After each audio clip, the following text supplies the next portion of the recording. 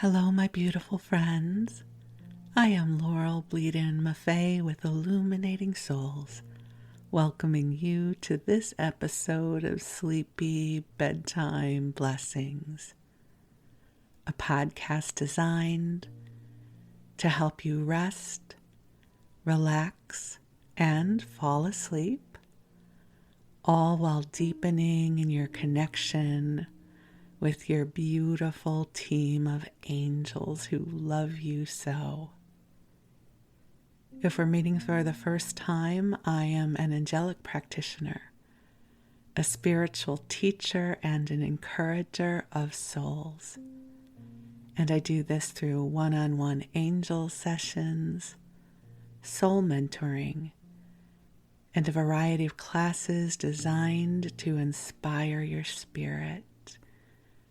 And you can learn more at my website, illuminatingsouls.com, where you can also sign up for my daily inspiration email blast, and I will send you an inspiring email every weekday.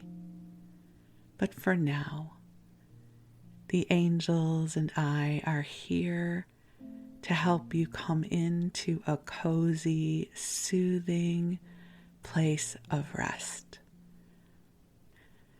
This podcast is a mashup of two of my favorite forms of self-care, working with the angels and listening to a sleep podcast to help me go to sleep.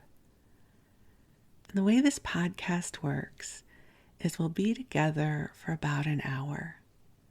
Usually the first 15 to 20 minutes, I share with you about the angels or a spiritual theme. And then for the second part of the episode, I will read to you or tell you a story or ramble to you to help keep you company as you drift off to sleep. What I have found to be so helpful about sleep podcasts is they keep me company and they give my consciousness a very gentle focal point. And it helps me ultimately drift off. For so many years, I used to watch television and fall asleep with the TV. But I don't know what happened in the last few years. It became less effective for me, or perhaps less cozy. And probably about 5 years ago, I found my way to sleep podcasts. And I absolutely fell in love with them. At first, when I started looking at sleep podcasts, I thought perhaps they were meditative, or they had something embedded in them, some sort of subliminal message that would put me to sleep. But what I discovered is they were very gentle narratives, whether they were stories or people were reading from books in public domain. It was meant to be rambling, soothing, friendly narratives that help our waking consciousness drift off. And if you think about it, from a societal standpoint, so many children drift off to bed while somebody is reading them a story. For me, my sister and I shared a bedroom on the second floor of our house, and I have such sweet, warm memories of hearing my parents' voices off in the distance downstairs as they were just in conversation or watching TV while we were upstairs getting ready to go to bed, and it was so comforting. So my intention for this podcast is that it is a comforting, soothing space. And it may take a little while for you to build your connection to the podcast. So give it a try for a few nights. And my sense is you'll find out within 2 or 3 times if this is going to work for you. It takes time to get used to the sound of my voice. It takes a little bit of time for your consciousness to build trust in this space. And it's not just the sound of my voice, but it is the love of the angels that is flowing through this broadcast. And angels are divine celestial beings that are here to love and support us. I'm blessed to be someone who can feel the love of the angels. And so I feel their love flowing through whenever I get ready to record an episode. So right now it is early morning here in Northern California. It's still dark out. And I am underneath the blanket fort, and I feel the love of the angels coming through for you. If you don't know what the blanket fort is, I throw a big cozy blanket over my computer monitor and over my head, and I create a blanket fort. It helps to mute the sound. I don't have a recording studio. And so early on, I discovered if I created this tent with a blanket, that it made the sound be a little more intimate. So now for me, I have this Pavlovian response when I get underneath the blanket fort. My heart just smiles and I feel the joy of the angels and this beautiful connection with you. And the love is flowing through. And I am so grateful for this time with you. You are a beautiful beloved in this world, and this world is better because you are here. And so whether you are using this podcast to help you fall asleep, and also I know many of you use it during the daytime to keep you company as you commute to work or go about your day, however you are guided to use this podcast, you have my blessing and gratitude. I'm so deeply grateful for this opportunity to be with you. And so I'm going to call the angels in. They are already here, but I love the ritual of sharing them with you. So I invite you to get cozy and snuggle on in and take some deep breaths in and out as we call ourselves forward into the heart of God. And beautiful angels on high, I invite you to join us here. And I welcome your presence. I welcome your light. I welcome your love. And I ask that you infuse this broadcast with blessings for each of our beloveds listening now. I ask that you bring forward the sweetest of light. I ask that you bring forward healing. I ask that you clear from us anything that does not belong to us. And I ask that you help clear any doubt or worry that really does not serve us, clearing this up into the highest realms where it can be transformed in service for the highest good of all concerned. And so, dear ones, just take some nice deep breaths in, and the angels and I invite you into this sweet moment that is being cultivated just for you. One of the beautiful things about the angels is they will calibrate this energy specifically for you. So the stream of energy I might receive might be subtly different than what you receive. But the angels are able to meet you where you are in live time, even if you're listening to this broadcast years after it was recorded. The angels can be with you now and that they are aware of what is transpiring in your life and what you are carrying in your heart. And they are here to love and support you. And the greatest thing that you can do is to open to receive. That might sound so easy, but most of us are so good at giving and not so great at receiving.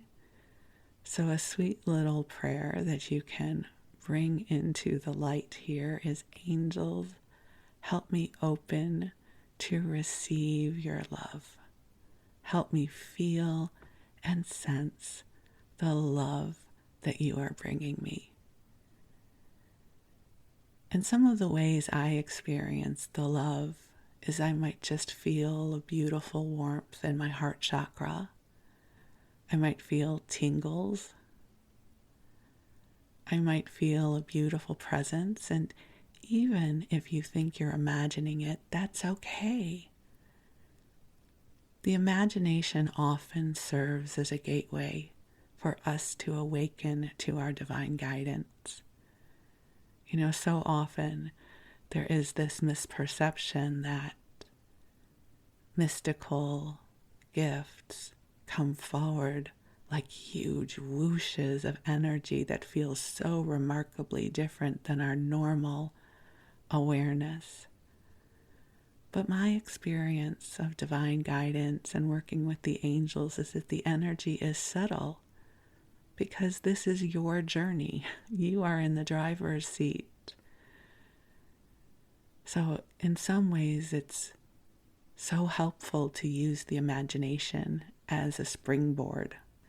There is overlap between our imagination and the gateway to divine guidance. They're not one and the same, but they do share some territory. So one of the suggestions I have is if you can imagine, especially if you are a daydreamer. For some of us, the gift of imagination and daydream comes more easily than others. I happen to be someone who has daydreamed my entire life.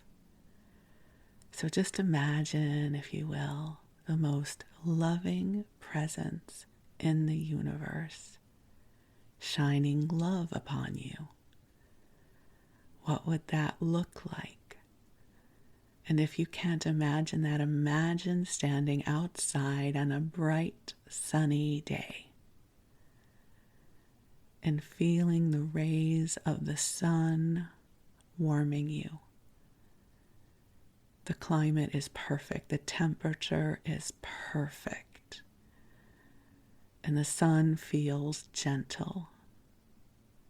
The sky is bright blue and the grass is green.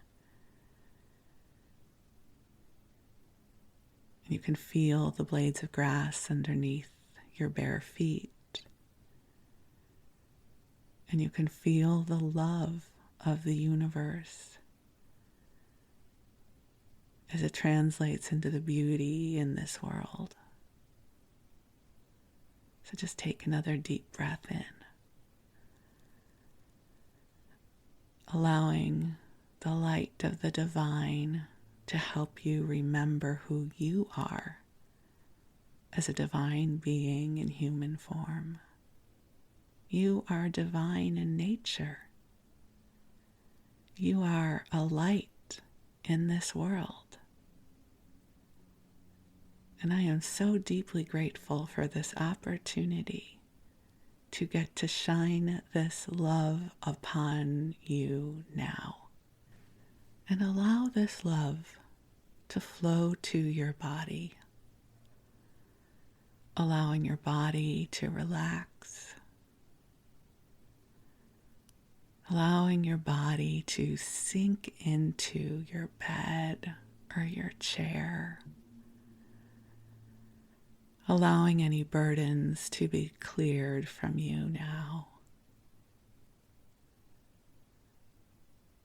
Just breathing this love into every cell of your body. Blessing your body sending it this beautiful healing light. Imagining, if you will, that the room that you are in is being filled with a soft pink light that is filled with divine love that has been calibrated just for you. And this light easily and gracefully ripples to everyone in your home, your loved ones, including your pets, your plants, your crystals, everything in your home. Or the space you are in is infused with this soft pink light. And this light easily ripples to everyone you love, everyone you carry in your heart receives this blessing as well. It's a beautiful thing about this kind of love. It is generous in spirit. And as you breathe, it ripples. And you don't have to give your own energy. Instead, this energy flows from the angels and God in your name.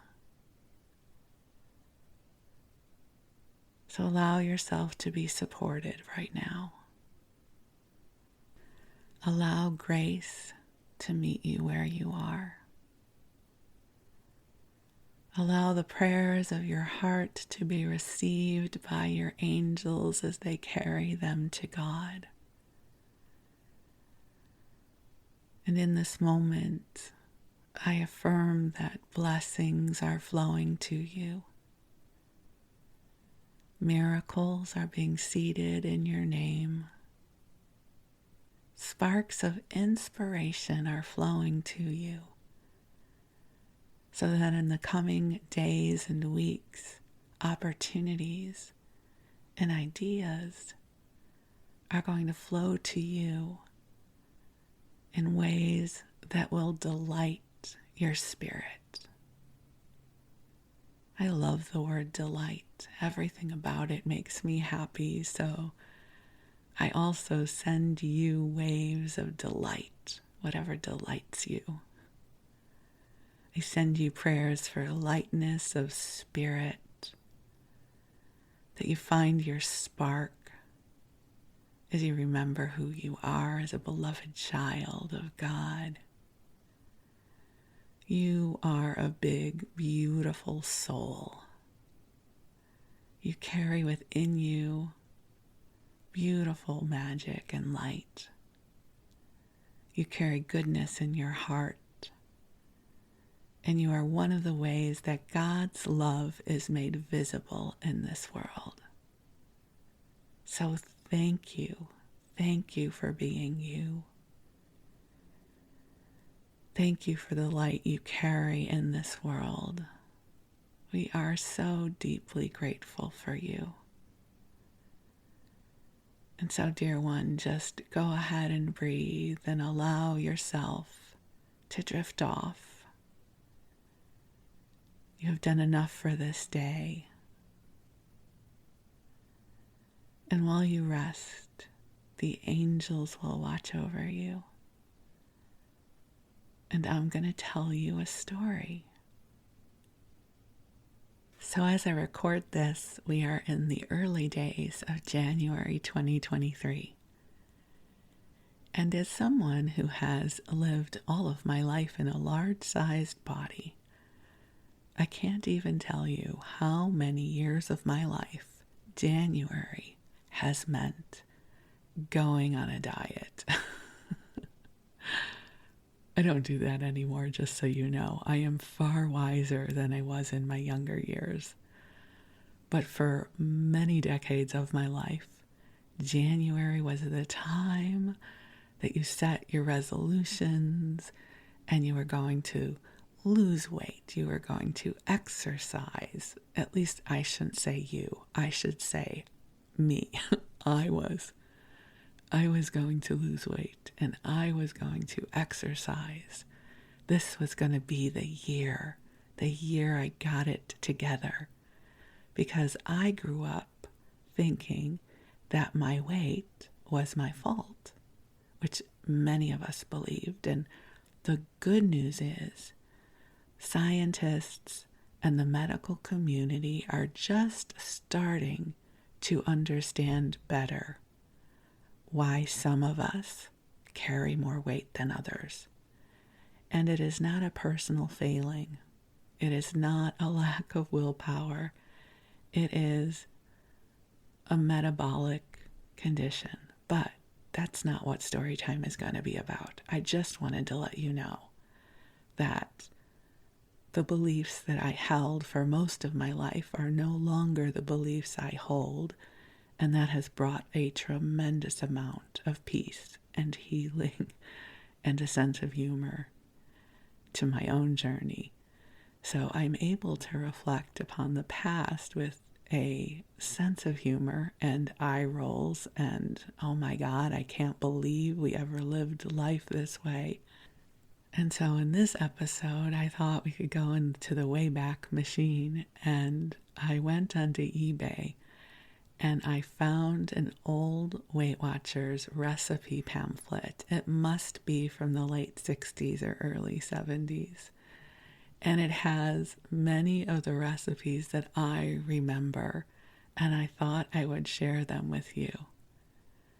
I also will share with you just a quick memory about Weight Watchers and New Year's. It was somewhere in the late 1980s. So I would have been still in my 20s, and, going to Weight Watchers in January was a thing. It was a ritual because, of course, this was going to be the year. For as long as I can remember, I always perceived myself as overweight, and it was my fault. And so something like Weight Watchers would help me finally get this into gear. And it's a known, and I don't know if this is still true, but back in the day, the early January meetings in Weight Watchers were mobbed, lines out the door. So I was not the only one who felt this way. And so I went to a Weight Watchers meeting in January. I think it used to be on Westwood Boulevard in Los Angeles. And as we were registering, CBS News was there with a camera crew interviewing people who were going back to Weight Watchers for the first of the year. And they interviewed me. And I said something like, this is going to be the year. I'm looking forward to it. I don't remember what I said, but I was bright and shiny. And the only reason I remember this happened is because people around the country who knew me called me and said, we saw you on CBS News. I don't know that that tape exists anymore, but somewhere in the archives of the human experience, I am one of those people who is present on camera saying this was going to be my year, and it never was. Because, I'm still me. But back in the day, Weight Watchers, I have to say, has evolved tremendously over the years. We've learned so much more about healthy eating. But I first went to Weight Watchers when I was 7 years old. That's young. So I've been doing this a long, long time. And back then, Weight Watchers was pretty militant.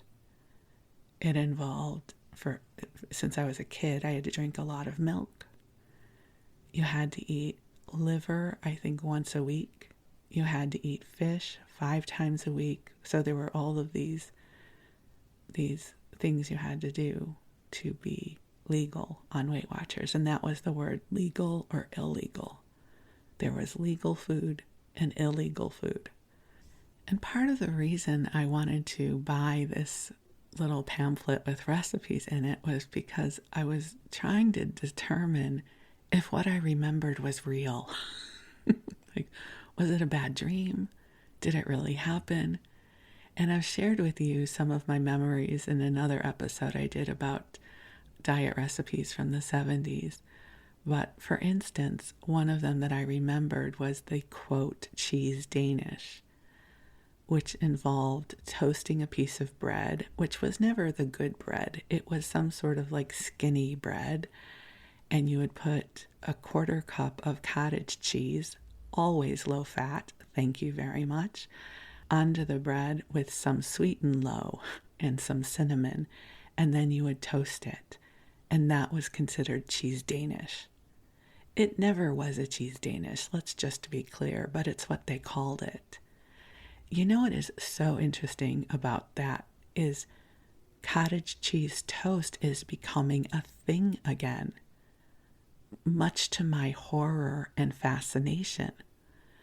A few of the food accounts that I follow on Instagram and TikTok, people who do healthy recipes, not diet recipes, just whole foods, they are making this cottage cheese toast where they take a really lovely piece of bread, so not that weird skinny bread that I used to eat as a kid, but real bread, and toast it. And then you take whole fat cottage cheese and you put it on the toast, maybe with some avocado or something. And they're eating it as if they have discovered the holy grail of delicious food, like how we felt about avocado toast several years ago.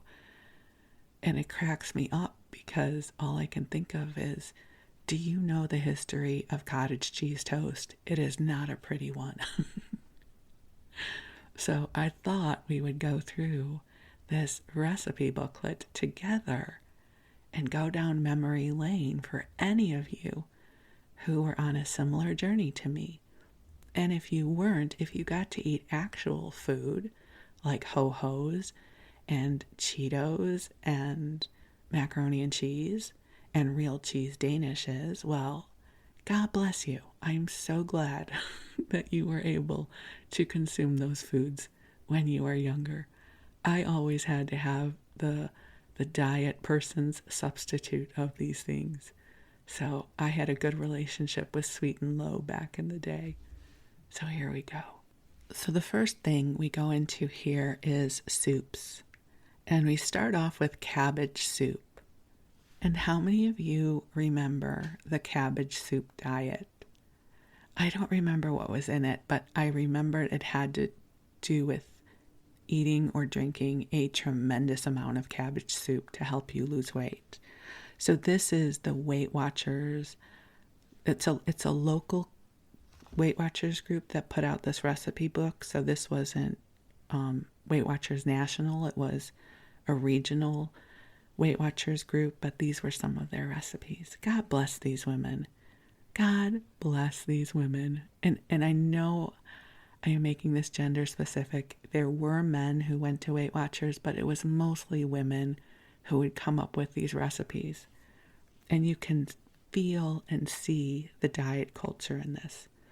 So, a 46-ounce can of tomato soup, 7 tablespoons of lemon juice, 2 tablespoons of dehydrated onions, a half a cup of water, 2 envelopes of powdered beef bouillon, 1 teaspoon of liquid artificial sweetener.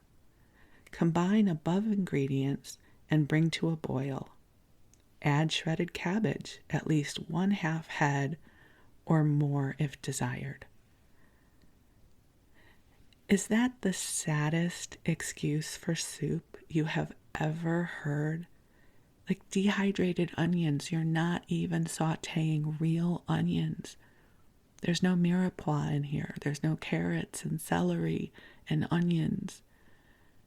There's not even a little pat of butter to give it some flavor. You get a can of tomato juice, some dehydrated onions, some lemon juice and beef bouillon and sweetener. It's the saddest thing. But that was the mindset back then. So how about the saddest version of cream of mushroom soup? 1 small can or jar of mushrooms. And the thing is I remember back in the day we used canned mushrooms. I don't know what was happening with fresh mushrooms back then, but I grew up on canned or jarred mushrooms. 1 cup of non-fat milk or skim. It was always skim milk. I was from the Midwest, so we did skim.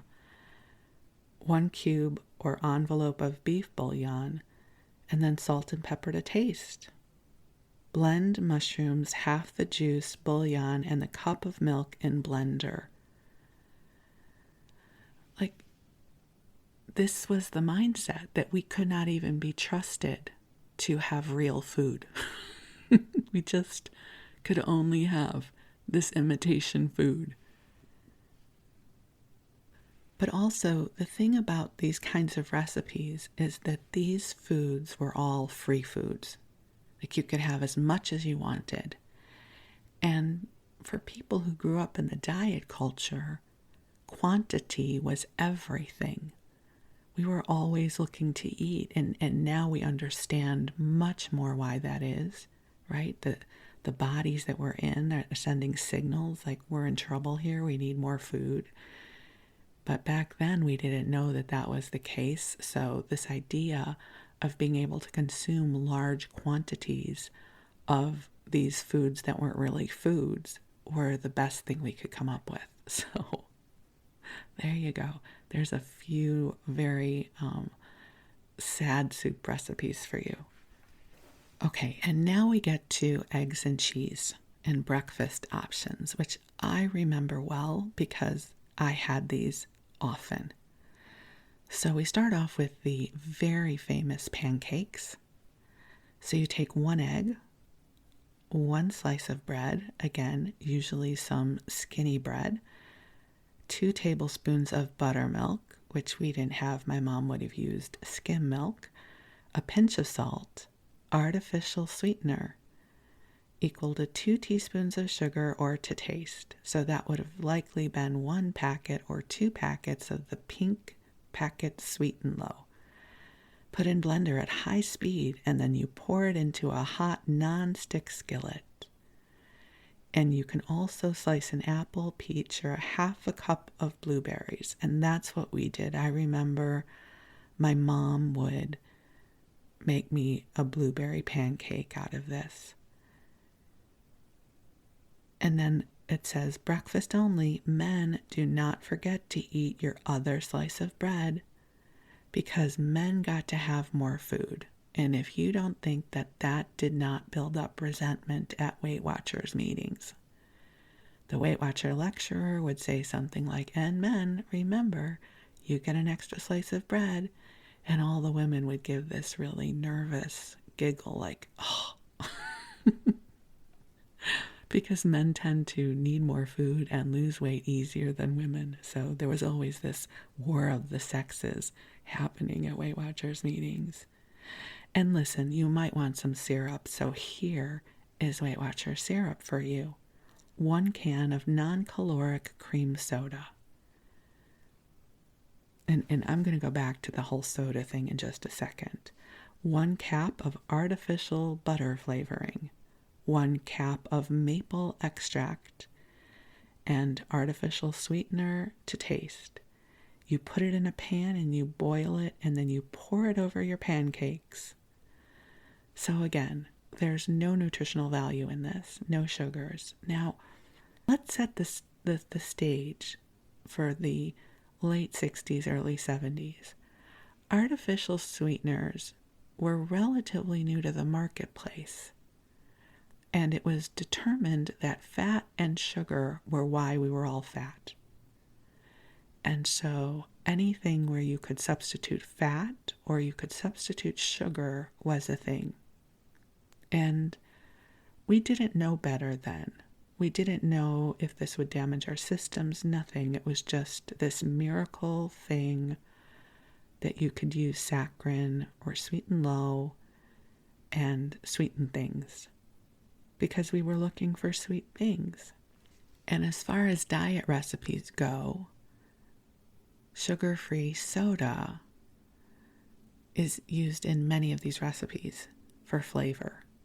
So that this uses the sugar-free cream soda is not a surprise to me.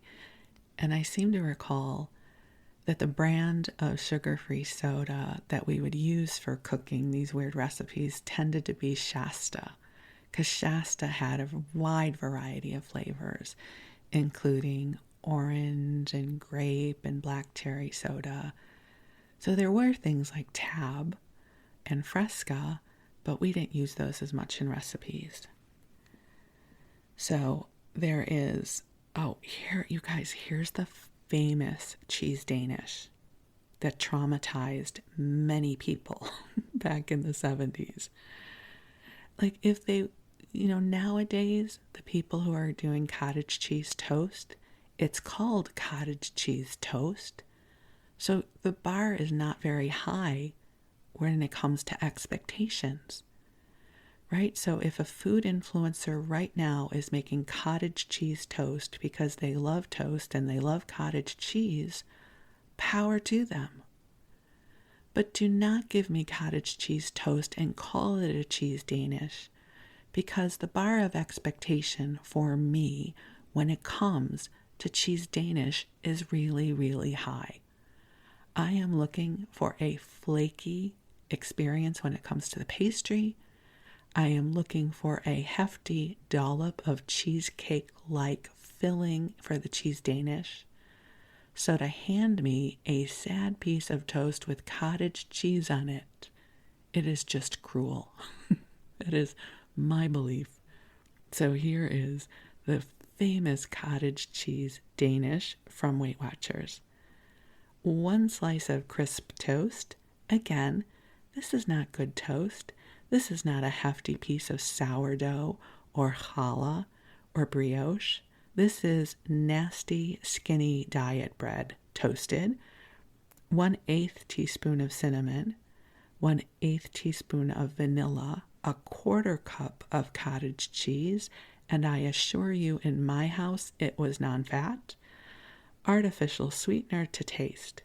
You mix the cottage cheese with the cinnamon, vanilla, and artificial sweetener. Spread it on the toast and place under the broiler until brown and bubbly. Fruit may be added on top before broiling, but must be counted in daily requirements. Now, this is a big thing. If you were going to put some fruit onto your cheese Danish, you had to count it. You had to count everything because we could not be trusted when it came to food. You had to count everything. Now, here's the thing I remember. I was always so hungry after this, and no wonder, a 1/4 cup of cottage cheese. So I still eat cottage cheese today because I like it, but I tend to eat it with fruit, with some honey or something, so I don't torture myself with cottage cheese, and I always get full-fat cottage cheese. It happens to be a good source of protein that works for me, but it's not out of some sense of denying myself anything. But I happen to know the nutrients of cottage cheese, so when I get my full-fat cottage cheese, a 1/2 cup is about 110 calories, and depending on the brand, is somewhere around 14 grams of protein.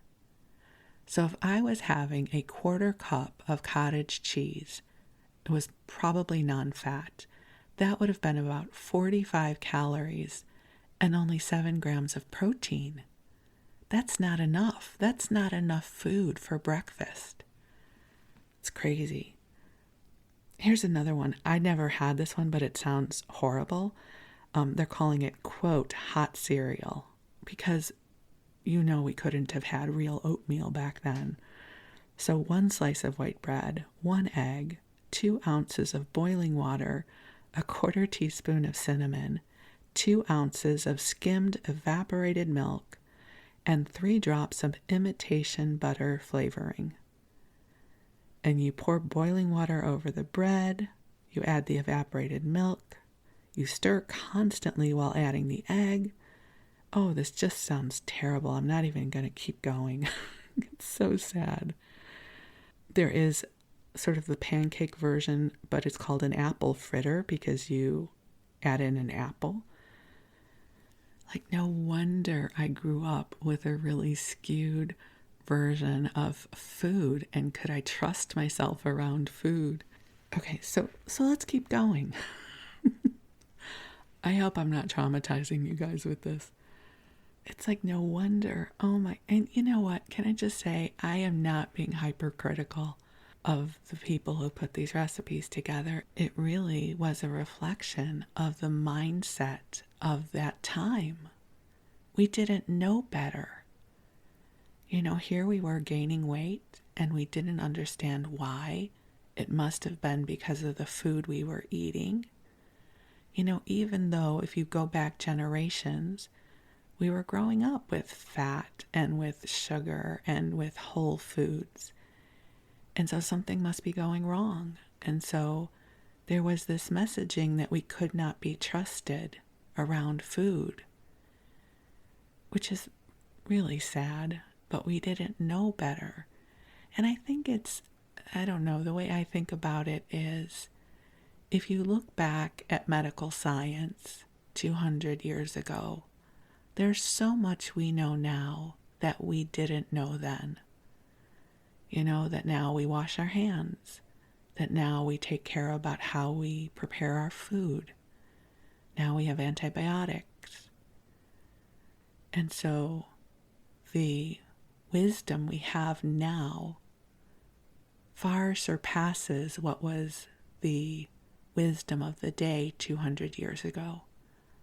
And I wholeheartedly believe that 50 years from now, we're going to look back at how we were thinking about obesity and shudder because we had it so wrong.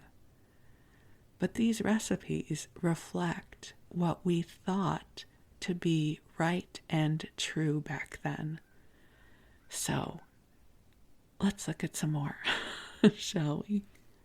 This one, I don't know, this just makes me so sad. It is pineapple cheesecake. And you know it's going to be nothing like pineapple cheesecake, right? So don't get excited.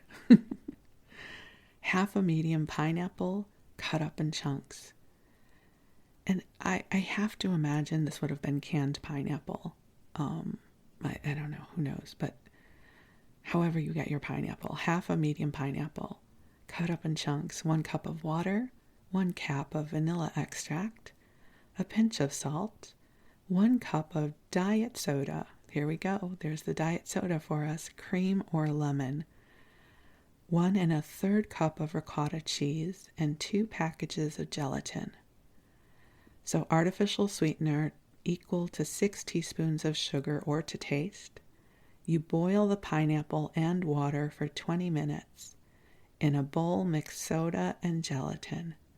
To this, add the cooked pineapple and chill until syrupy.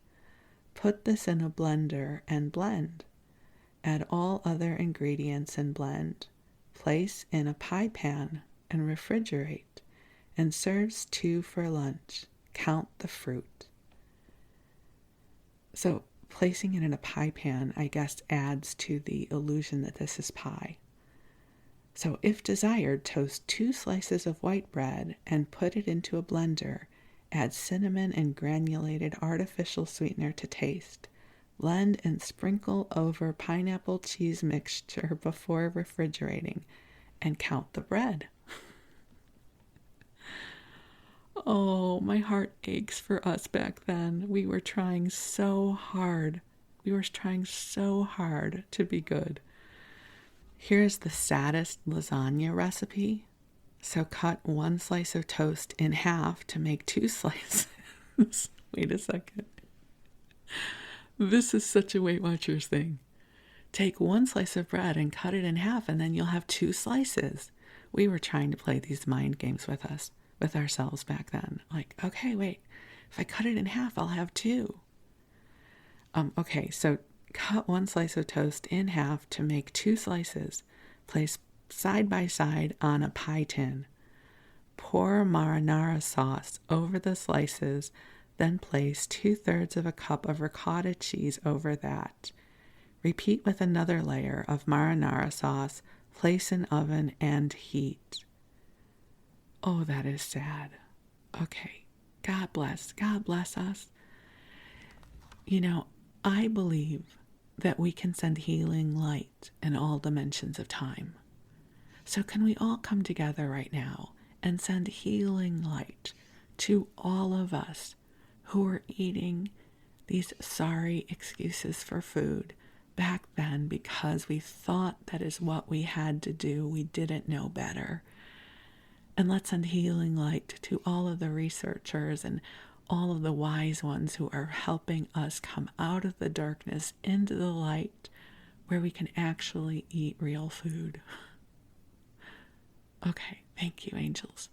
We'll keep going though, because I don't know about you, but I think this is kind of funny. Hold on. Do you guys want the saddest, quote, macaroni and cheese casserole recipe? So 1 16-ounce can of bean sprouts, because we couldn't even get fresh bean sprouts back then because, you know, it was seasonal and you might not be able to get that. So it's a can of bean sprouts, a half a teaspoon of imitation butter flavoring, 2 slices of dry bread, half a teaspoon of salt, half a teaspoon of onion powder, 4 ounces American or cheddar cheese cubed. Okay, I'm not even going to keep reading this because it is so sad. So you use the bean sprouts instead of macaroni, which is going to surprise absolutely nobody. Okay, I will say I'm not going to share the recipes with you, but there are an odd amount of liver recipes because we had to eat liver once a week and many people could not tolerate it. I was fortunate because being raised Jewish, I was raised eating chopped liver, so liver was not an odd flavor profile for me as a kid. So I was lucky, but there are a lot of liver recipes in here, but we're going to skip over this. And we're going to go into the vegetables. And I think this is interesting because a lot of the vegetable recipes are using cauliflower to substitute potatoes and rice, which was ahead of its time. I don't remember this at all as a kid, so I don't know that my mom ever made these. But the whole cauliflower as pizza thing, it was started back then. So there's a recipe for mock potato pudding using cauliflower. There's a Spanish rice recipe using cauliflower. It has 1 large can of tomato juice. Already it sounds terrible, right? Of course, there is the artificial sweetener because you have to have that. There is some celery, Tabasco sauce, onion flakes, not even real onions, and 2 packages of cauliflower cooked and mashed. And then you bake it. So cauliflower was doing its thing back then, which I don't remember at all. And let's skip over to the desserts, right? Because we were all about the desserts. So here is a lemon meringue pie, 2 cans of lemon diet soda, 2 packages of unflavored gelatin, half a fresh lemon, 15 drops of yellow food coloring, artificial sweetener. Prepare lemon gelatin dessert. Add the juice of half a lemon and the grated rind of the lemon. Add artificial sweetener. Add 15 drops of yellow food coloring. Set in refrigerator to harden. After it hardens, put it in the blender and whip until fluffy, and then pour it into a 10-inch pie pan. So basically, there are no calories in this, which is what we were going for back then. We wanted 0-calorie food that we could pretend was food. Then there is the meringue topping, because we can't forget that. 1 can cream diet soda, 1/3 of a cup of powdered non-fat dry milk, artificial sweetener, 1 package of unflavored gelatin. Prepare cream gelatin dessert. Add sweetener to equal approximately 2 teaspoons of sugar and 1/3 of a cup of powdered non-fat dry milk all at once. Set in refrigerator to harden. After it is hard, whip it into a blender until fluffy and pour on top of the lemon filling. The only thing here is that you must count your third of a cup of milk, which is half your daily allotment. Is this so sad? Oh my God. Like, you cannot be trusted. You have to count your third of a cup of milk, which is half your daily allotment. God, we didn't even get one full cup of milk. Okay, you can do a strawberry version, which is yummy, which is 2 cans of strawberry soda, non-caloric, of course, for the lemon, and substitute red food coloring for the yellow. So that's an option. And I do have to share that the baked apple recipe that I remember from my childhood is in here. So you wash and core the apple. You slit and peel a third of the way down. Place the apples in an oven-proof dish and pour non-caloric black cherry soda over them. Sprinkle with cinnamon and artificial sweetener and bake in a moderate oven at 375 degrees until apples are tender, about 50 minutes. I absolutely remember this as a kid. This was our version of a baked apple with black cherry soda poured over it. And I enjoyed it, I will say, because what did I know? I was eating food that wasn't food. And God bless my mom. She was trying so hard. She was on Weight Watchers with me. She didn't just send me to Weight Watchers. She had to do Weight Watchers too because she felt she was overweight, which she really wasn't. But that was how we felt back in the day. Here's one. Caramel Frosty Freeze. Like a big promise, right? The bar seems high. Put a third of a cup of powdered non-fat dry milk in a blender. Add scant amount of water just to start the blender going. Add a level teaspoon of instant coffee and half a capful of maple extract and sweetener to equal 5 teaspoons of sugar. Blend on low speed. Gradually add 1 ice cube at a time until 1 whole tray is used. Keep on low for about 5 minutes after ice is fully crushed. The more you blend, the more you get.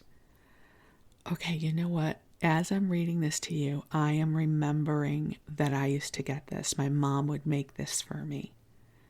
I don't know that we used maple. We may have used vanilla extract. But I have this vision of my mom making a shake for me using instant coffee and ice cubes. And remember, the ice cubes would be in the metal tray, right, where you had to lift up the handle and try and crack them out because we did not have automatic ice machines back then, back in the olden days. Oh my God, I just am having this visceral memory of these milkshakes. Woohoo! Like other people would get milkshakes from Burger King. I would get the Weight Watchers milkshake. Yay me. Okay, let's see what else we got. Okay, how about an apple turnover? This is in the miscellaneous category. 1 apple, peeled, cored, and sliced. 1 teaspoon of lemon juice. 1 tablespoon of water. 1 slice of white bread. 1/4 teaspoon of cinnamon. Artificial sweetener to equal 2 teaspoons of sugar. Cook last 4 ingredients with the apple until tender. Cool. Remove crust from bread and roll thin. Like no crust for you. Place half of apple mixture on bread. Oh my God, I remember this. Place half of apple mixture on bread and fold diagonally. Moisten edges and press together with a fork. Bake at 425 degrees until brown. Oh my God, wait, I remember this. Oh, wait. And then it says, remember to eat the crust of bread because we had to count things. So we couldn't just not eat the crust of bread. You had to eat it even though you were cutting it off. Wait, I remember these. Oh my God. I remember flattening out the bread. Oh, goodness gracious. No wonder I had food issues. Oh, oh, my heart is so filled with love for all of us back then. God bless our little hearts. Trying to make a mock apple turnover that would somehow satisfy. Okay, let's see what else I can find. All right, and here is a fruity milkshake to sing us home. 1/3 of a cup of non-fat dry milk, 1/3 of a cup of ice water, 1/4 cup of sliced strawberries, 1/2 teaspoon of cherry extract, 1/2 teaspoon of orange extract, artificial sweetener to taste, equal to 1/2 cup of sugar, 6 ice cubes crushed. Combine all ingredients except ice cubes in blender. Run at medium speed for 2 minutes or until strawberries are pureed. Add crushed ice. Run at medium speed for 2 minutes and makes 1 serving. And I have to say, I remember these kinds of milkshakes. I seem to recall it would involve milk or blueberries and artificial sweetener and ice. Now, all in all, that doesn't sound so weird, right? We do a lot of smoothies these days, right? We're used to blended drinks. But the thing was about those things is somehow what I recall is I was supposed to trick my brain into thinking I was really having a milkshake. You know, if I make a fruit smoothie, I know I'm having a fruit smoothie. I am not having a milkshake. A milkshake is its own thing with its own sense of satiety, right? Like it's going to be creamy and smooth and sweet and filling, versus a fruit smoothie is a different experience. I don't know. That's just me waxing poetic about what my relationship with food is. Like, I want my experience of food to be what it is. I think it's why I never got into the whole cauliflower thing that has been the craze for the last 5 years.